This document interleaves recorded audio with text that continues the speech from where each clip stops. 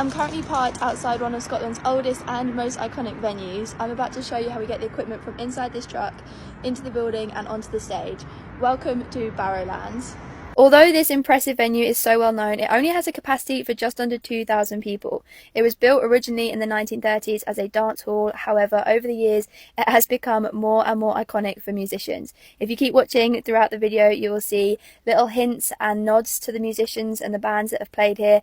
And I can honestly say that this venue is full of magic. It is probably one of the most special places that I've been to, not only for just the atmosphere, but also for the people in the area and the staff that work at Barrowlands. We actually spent 2 days here. We had 2 shows and I met some really fantastic people and had a really great time. And what you're watching now is from the morning of the first show, where we had to get the equipment off of my trailer parked on the street, up 2 flights of stairs and onto the stage.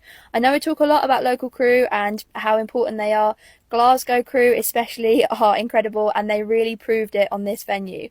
They carried the majority of those flight cases up those stairs. That motorised winch was great for the big cases, but they did most of it with just pure muscle power, and it was really incredible. So just remember, the next time you're watching a gig at this venue, there has been a huge number of people involved to get those cases and all of that equipment up onto the stage to make the show happen. I had a bit of a Romeo and Juliet moment where they threw down the power cable to me so that I could plug the truck in. Again, if you saw my last video, that is just so that I can keep the lights on without it going flat. And then I thought I'd give you a little tour of inside. This is sort of the main lobby. I'm sure if you've been here you would recognise it. However, it was quite fun to see it when it was nice and quiet.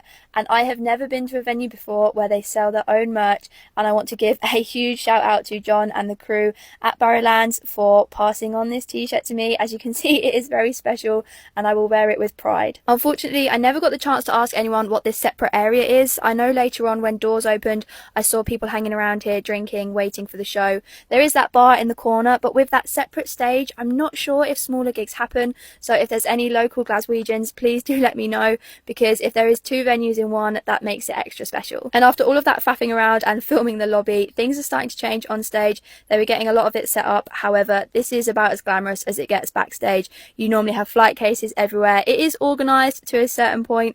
However, it is not quite as special as people think. This was very cool though, seeing some really big names on these boards, people that have performed here over the years, people that I recognise and that I listen to, so that felt really special. And then they only had this very one large dressing room. Even with a venue this size, you do tend to have smaller individual dressing rooms. However, this separate area I guess would make do.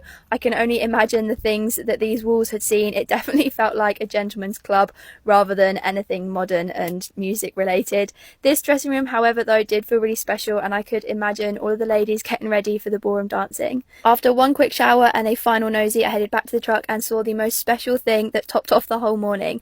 I guess a huge congratulations to the happy couple, and last but not least, I wanted to show off the dedication from Willie the security guard with his Barrowland tattoos. It's goodbye from us on this one.